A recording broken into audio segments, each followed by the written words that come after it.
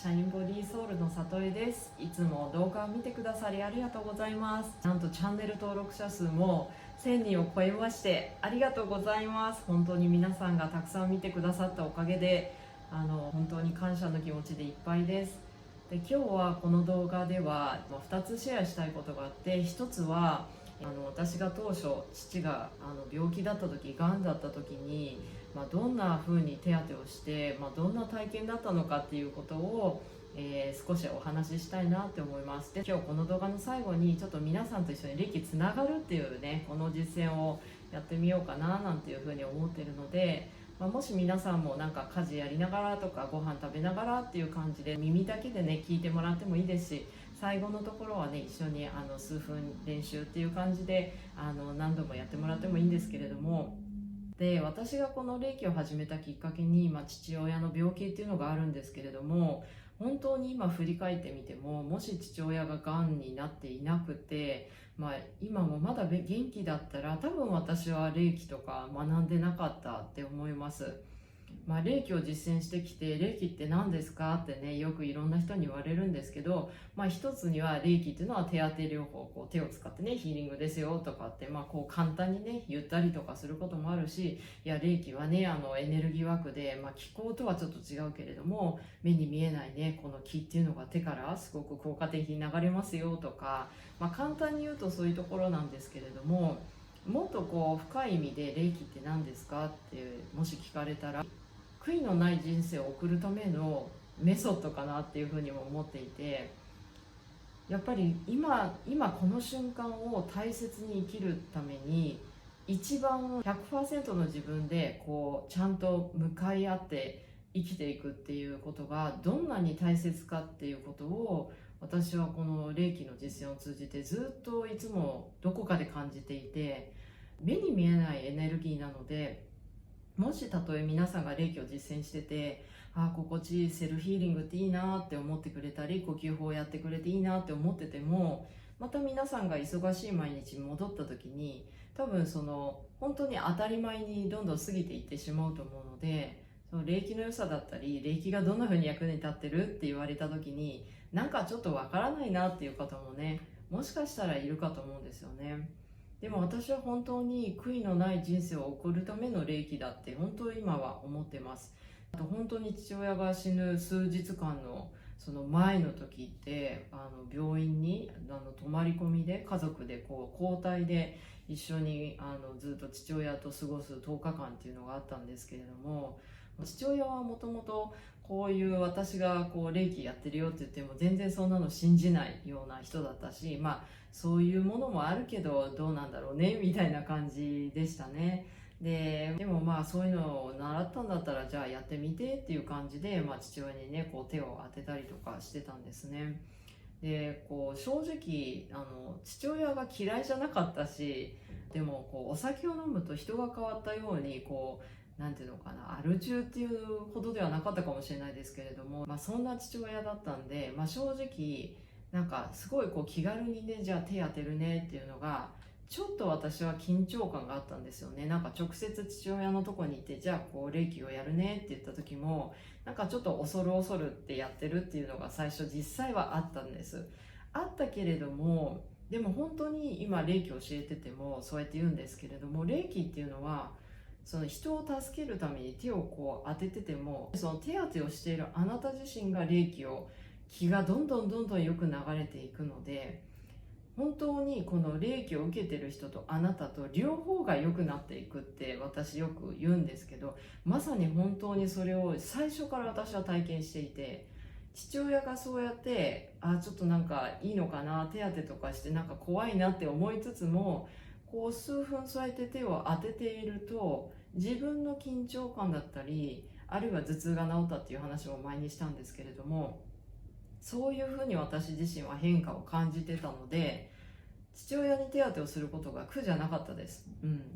苦じゃなかったし、今振り返って思うのが、本当に手当てできてよかったなっていうふうにも思っていて、なんかもしそうやってちょっとこうお酒飲むと変わっちゃう父親とか、なんかちょっと近寄りがたいなって思ってる父親に対して、もしこの私が霊気を習ってなくて手当もこうやってやることがなくて、でも父親もどんどんこうね病気が悪化して、最後同じように亡くなってしまったとして、多分そういう私だったら私は自分の人生を後悔してたと思うんですよね。その時に感じたのは、こうがんの人ってがんの幹部が悪いって思いますよね。例えば胃がんだったら胃が悪い、肺だったら肺じゃないとか、その幹部のところに手を当てるんですかっていう質問がよく生徒さんからあるんですけれども、私はその父親にやったその手当の体験を通して一番最初に感じたのは、とにかくうちの父親の頭の周りの響きが、頭の周りの気がすごかったんですね。こう頭にやった時、すごいなんか頭が疲れてるなとか、頭が大変だなっていうような、そういう印象がすごく強くあったのを覚えてるんですね。その体験を通してからかっていうのはあるんですけど、やっぱりそれからいろんな人にこう霊気をしたり、自分自身だったりっていうこともあるんですけど、相当の人が頭の気が結構重いですっていうのはその時から感じていることで、でもやっぱり多分その重いのは何かっていろいろ原因があると思うんですけれども、例えばね、頭にきたって日本語で言うんですけど、怒りとかが頭に溜まってる人とか、こういうのも結構関連性があるんじゃないかなとか思ったりね。でも父親にそうやって霊気をやることができて、私も今本当に良かったなっていうふうに思ってるんですね。私もずっと東京に帰ってずっと父親と住むってわけにいかなかったので、少し手当てをしたらまた香港に帰ってきてっていう感じでずっと何回か繰り返して、で香港と日本のそのね距離がある時は遠隔霊気をやっていました。やっぱ病気だったことでご飯が食べれない、要するに自分の食べたいものが食べれない、お酒も好きだけどお酒も飲めない、タバコも吸えなくなる、でこれに対するすっごいストレスっていうのが、目に見えぬレベルであったんですよね。だから言ってみれば父親は自分を変えることがすごい難しかったんですよね。それまで自分が好きにやってきたことが全部できなくなって、そしてそれがすごく辛くて、でも見てる私たちもかわいそうだなって思いつつ、でもやっぱり体に良くないから頑張ろうみたいな、でもこれってお互いに苦しいっていうかね、その病気である本人も嫌だし、で一緒になってこうね病気頑張ろうってこう家族って一緒に住んでる私たちだってそうやって頑張ろうって言って、でも実際それで変われるかっていうと、父親はいつもそれでストレスをねこうイライラしてたわけですね。でその部分がやっぱりずっと変わんなかったっていうのはなんか感じてました。香港の旧正月の手前だったんですね。でいきなり日本から電話かかってきて、里江もうねお父さんがもう危篤で病院からいつ死んでもおかしくないからもう早く帰ってきなさいって言われた時、も本当に頭の中が真っ白になっちゃって、なんかもうねどんどん痩せ細っていくし、父親がこうどんどんこう弱っていく姿を見てはいたけど、まさかそんな電話が来るって思いたくなかったっていうのもあって、その電話をこう聞いた時はもう頭の中が真っ白でした。でもそれ聞いてもうすぐにじゃあもう日本帰ろうって頭の中よぎったんですけど、でも旧正月前だったからもう飛行機のチケットないかなって、明日って言いまして、明日ありますかって聞いたら、ちょうど一席だけありますよって言われて、でもすぐにチケット買って日本に帰ったんですね。でその日本に帰ったそのままの足で病院に行ったんですけれども、最初お医者さんに本当に明日とか明後日にもしかしたら死ぬかもしれない、そうやって言われてて、だんだん弱ってこう衰弱して亡くなっていく人って、例えばおしっこが出なくなってきたりとか、いろんなこう管をつけたりしてこうねどんどん体からこう排出していく、そのなんか胆汁だったりとかおしっこがっていうのが出なくなっていくと、だんだんこう死ぬ方に食いますよっていうふうにお医者さんに言われていて、それがもうどんどんひどくなっていたので、うちの父親の場合本当に明日か明後日って言われている状態で、私もそこに飛行機でバーンって帰ってきて、で帰ってきてもう数時間なのかもしれないし、父親もすごい弱っててあんまり喋りもしないし、もう本当にわからない状態で、とにかくここで霊気だって思って、私もその習った手当をもう実践するしかないって思ってでやったんですね。でその時既得になってこう家族の方も一緒に寝ていいですよっていう感じでこう簡易ベッドとかも用意してくれて、で私がそこに泊まったり妹だったり母親だったりっていうのをこれをとにかくもうずっとローテーションでやって、父親を一人にさせないってそんな状態だったんですね。でも私も必死にじゃあもう帰ったらすぐ手当てやろうと思ってこう父親に手を当ててやったんですね。そしたらなんとその出なかったおしっこが次の日出て、でその胆汁とかとにかくそういうこう管つけてたところにもう何も出ない状態で、それがこう出たから、それだけでも私はすごい嬉しくて、ああもうよかった、ああもしかしたら少しねもうちょっと生きれるかもしれないって、もうそんな気持ちで毎日手当てをしてたんですよね。でそうこうしてるうちに、父親もちょっと落ち着いたみたいで、少しずつ父親もお話ができるようになって、ちょっと話とかしたりとかそういう時間とかもあったんです。そしたら父親が突然うちの子供たちの名前をつぶやくんですよ。でそれを聞いてて、きっと父親はそうか孫に会いたいんだなって思ってて、で私もそんなすぐ死んじゃうかもしれないって言われたので、正直頭の中真っ白になって一人で帰ってきたんですけれども、ちょっと状態が少しだけ安定したから、これはちょっと望みがあるかもしれないって多分その時誰もがそう思って、で先生もすごい驚きましたって、病院の先生も「いやー」って「佐々木さんすごいですね」もう本当にびっくりしました佐々木さんの精神力と体力にみたいな感じで言われて、で私たちももしかしてもうちょっと大丈夫なんじゃないっていう気持ちだったんですね。でそれで父親が孫に会いたいって言って名前を言い出して、でその後数日後に孫たちが香港からうちの主人と一緒に飛行機に乗ってきてくれて、でそこで感動の再会みたいになってね。であの時だんだんそうやってこうねやっぱり良くなっていったけど、だんだんその喋れなくなったりとか、なんかすごく体がこう冷たくなっちゃったりとか、もう本当にいつどうなっちゃうのかわからないっていうのを、そういう状況の中で、手当てをしたりとか、あとその時本当にこれも偶然なんですけど、病院の売店でその般若心経のねマガジンを取って、でそれをねなんだかね読んだ方がいいっていう気持ちになって、それをずっと読んだり呼吸法をやったりとかで、その呼吸をこうやって自分でこう呼吸しながら、で父親も一緒に呼吸するとか、もうそんな感じの時間をずっと過ごしてたんですよね。で私はそうやって霊気につながって手当てをしたりとか呼吸法をすることで、それまでは父親がいつ死んじゃうかわからない、怖い、どうしようで、そうなるともう本当不安でいっぱいだから、もう今この瞬間にいるっていうことが怖すぎて、もう先ってなっちゃうんですよね。意識が先にってなっちゃう。でも私は霊気を始めてからそれが少し収まった感じになり、本当にその父親がベッドに寝て病院にいてもいつ死ぬか分かんないけれども、その本当に毎秒父親といることが嬉しかったんですよね。あの経験から言えることは、本当にだからあの時私が霊気を知らなかったら、なんかその時にやっぱり父親が寝てて自分が何もやることがなく、でそしてこうただこの父親が苦しいところ頑張ってねしか言えない、あるいは声をかけてあげる、それが無駄とかっていうわけじゃないと思うんですけど、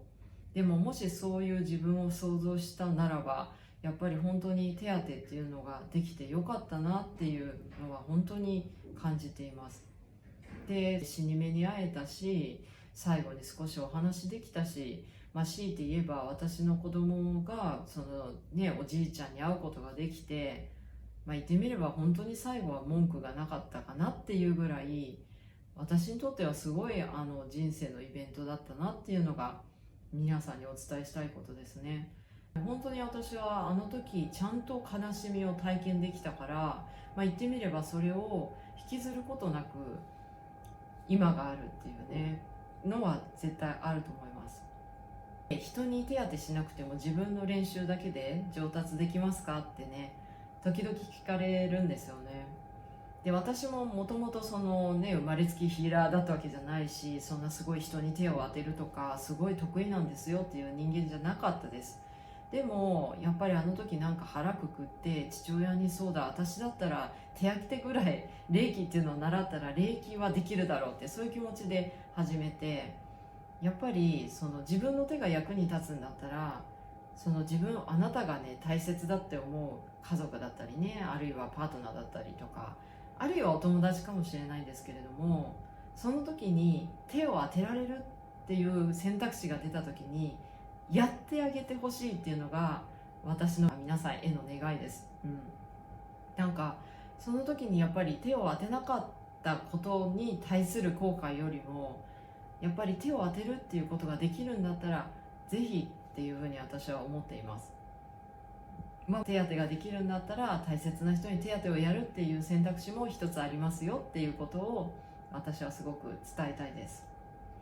今コロナっていう状況があって、あまりそうやって人に直接タッチは嫌だって思う人もいると思うんですけど、じゃあそれだったら遠隔礼儀送れますよって思いますし、ぜひねやってほしいなっていうのが私の願いです。父親の話って本当に断片的になっちゃうんですけれども、でも本当にその最後父親が死ぬまでの10日間っていうのはすごく印象的なねイベントで、学ぶことがたくさんありました。本当に父親の意思がそうしてるかわかんないですけれども、あの時10日間本当に霊気をずっとやってるような24時間だったんですね。普段だったらやっぱりね、礼儀っていう練習があったとしても、例えばお買い物行ったり料理作ったり洗濯したり人に会ったりずっと手当てやってるわけじゃないんですけれども、この父親が死にそうだってなった10日間は本当にもう数えたら24時間近いんじゃないっていうぐらい手を当てていって、であの体験の中で途中からもうびっくりするような霊気がドザーって落っこってきたっていう体験があったんですけれども、あの時なんかわかんないけど父親が私にエネルギーを返してくれてるっていう、なんかそういう直感があった時もありました。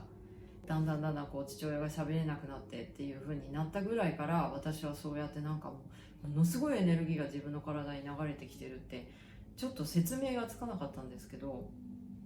もう私の中では、私自身の解釈ではあれはきっと父親がありがとう里へ霊気を送ってくれてって、なんか魂レベルでこうやって霊気を送ってんのかなって自分で解釈しちゃうんですけれど、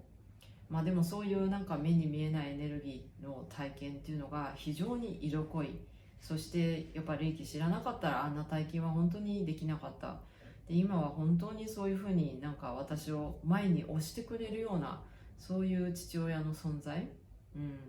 もともとはお酒が好きでね、なんかあるとすぐ切れる。でもすごい冗談が好きだったりとか、面白いこと言ってね人を笑わせるとか、そういう性格の人だったけど、でも一度お酒を飲むとちょっと酒癖悪くてみたいなとこが嫌だったですけれども、でも体験を通して父親の存在っていうのはなんか大きく私の中で変わったなっていうのがなんとかな、私の体験です。皆さんの中で少しでもためになってくれることがあったらななんて思いながら今日話してみました。ありがとうございます。はい、ではね、じゃあ霊気につながるをやってみましょう。この動画を見てる人きっといろんな人いると思うので、霊気習ったことない人だったりとか、あるいは霊気習ったことある人、あるいは他所で霊気習った人もたくさんいると思うんですけれども、霊気ってこう体の中を流れてる気です。太極拳とか気功とかでやる気と一緒です。基本はその自分の中に流れる気っていうのを、これがですね、目には見えないけれども私たちの体ってずっと気が届き続けている、そういうふうに考えたことあります？なんとなく自分で自分が気を回してるから他とか関係ないって思ってる人いっぱいいると思うんですね。私もそうだったんですけど、でも本当にそうでしょうか？例えばね、毎日ご飯を食べなきゃいけないし、水を飲まなきゃいけないし、空気を吸わなきゃいけない。でもこういう当たり前な毎日の生活って、もしそういう食べ物がない、水がない、そして空気がなかったら私たちは生きることが叶いません。なのでエネルギーっていうのは食べ物の中にも入っています。水にもエネルギーがあります。空気も、空気ってね、気ってエネルギーですよね。こういうふうに物理的にエネルギーが私たちに届いてます。この物理的に届いてるエネルギーをさらにうまく取り入れるために霊気やってるって言っても過言じゃないかなって私は思うんですけれども、当たり前にご飯食べて、当たり前に水飲んで、当たり前に呼吸してますけど、でもここに霊気の練習を重ねていくことで、あなた自身がもっと、例えばね、あなたのこのエネルギーのキャパシティっていうのがあります。霊気の練習をするとこのキャパシティ 100% 非常に近くなるっていうイメージで間違いないと思います。だから普段だったらこんだけたくさんエネルギー来てんのになんかあんまり 100% 感じてない、そんな方がいたら、あるいはご飯もねちゃんとなんか食事とかもすごい頑張ってるし、運動もしてるし、もうあらゆるメソッド試してるけどもっと自分を高めたい方だったりとか、あるいはなんかいつもね疲れててなんとなく疲れが取れてないか、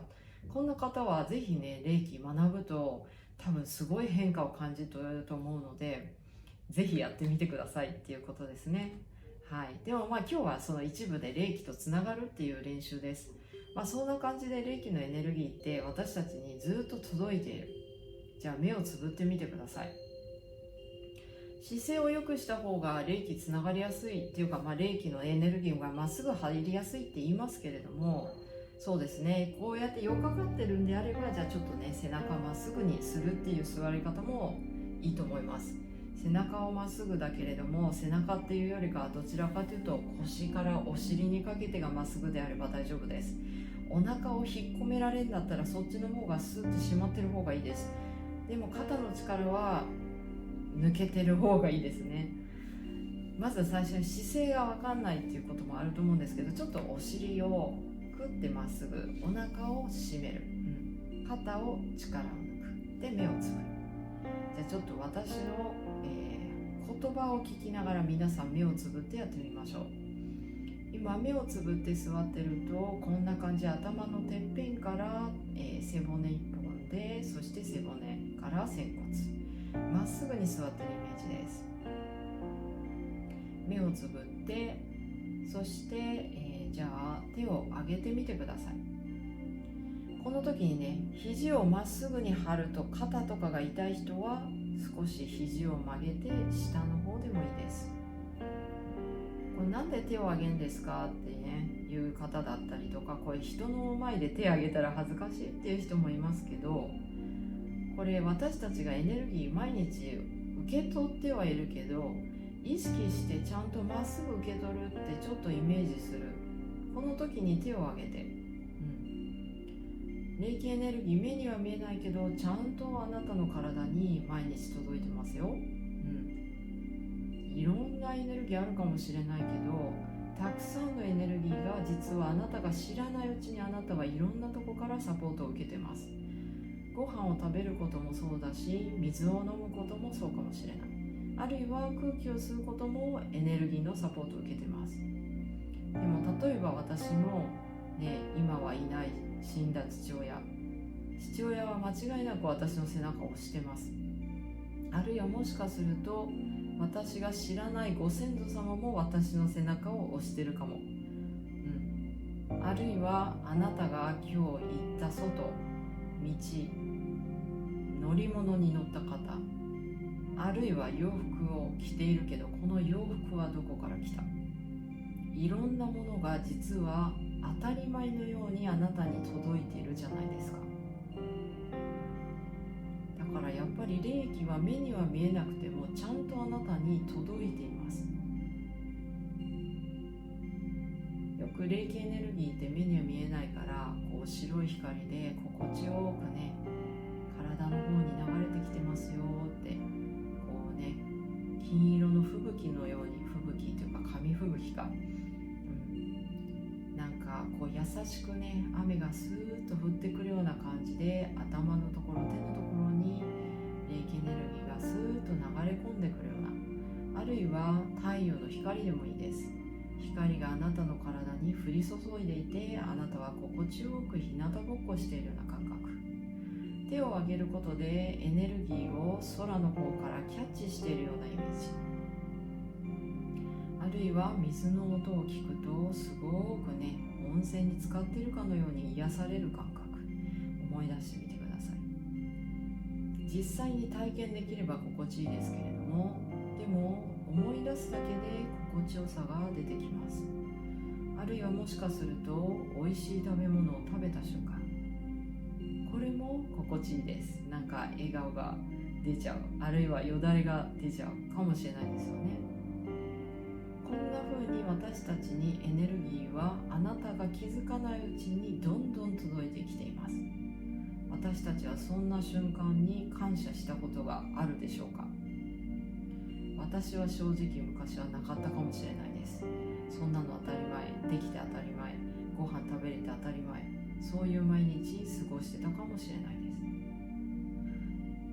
す。腕が痛い人はね、ちょっと下の方に下げていいですよ。私はね、父親と過ごした10日間の間、父親がご飯食べれなくてもう死にそうな、そんな姿を見ていて、最後にゼリーを一口食べた時、ああ生き返るようだ、こんなんだったらもっと早く食べればよかった、あの時の父親の言葉、今でも忘れないです。私たちって美味しいものを毎日食べてるとだんだん無自覚になっちゃうかもしれないですけど、でもこれって本当にありがたいことです。こうやってね、静かに、今いろいろ私喋っちゃいましたけど、静かに手を挙げて、そしてね、心地よいエネルギーが自分に届いてるんだって、そうやってイメージすると、なんとなくね、手のところ、頭のところ、あるいは体の背中のとことかじんわりしてきたり、ビリビリする人もいるかもしれないです。こ